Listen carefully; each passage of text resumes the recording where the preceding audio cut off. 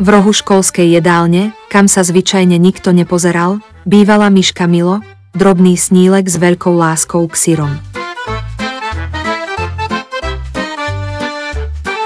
Milo sa každý deň pozeral na deti, ako stoja v rade na obed, ako si pochutnávajú na sendvičoch a hamburgeroch. Prečo nemajú pizzu každý deň, čudoval sa Milo. Potom, jedného jasného rána, dostal nápad, pri ktorom sa mu chveli fúzi. Otvorím si vlastnú pizzeriu priamo tu v kaviarni. So zvyškami, ktoré nazbieral z kuchyne starou plechovou pokrievkou ako panvica na pizzu a gombíkom na stôl si Milo cez noc zariadil obchod. Keď miešal, naťahoval a piekol svoju úplne prvú pizzu, vzduch naplnila vôňa roztápajúceho sa syra. V ponuke bola len jedna vec. Syrová pizza. Prečo? Pretože Milo veril, syr splní každý sen.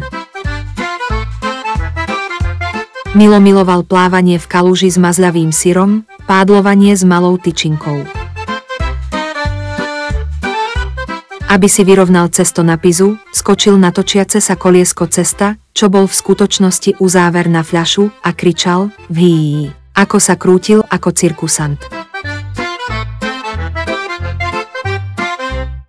A aby vyzeral ako skutočný šéf-kuchár, nosil ako klobúk feferónkový plátok, ktorý sa mu vždy šmýkal cez oči.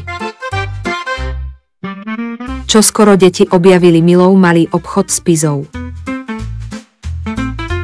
Myš robí pizzu, zalapali po dychu.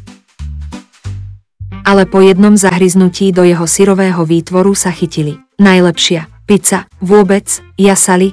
Dokonca aj obedová pani ukradla kúsok, keď sa nikto nepozeral.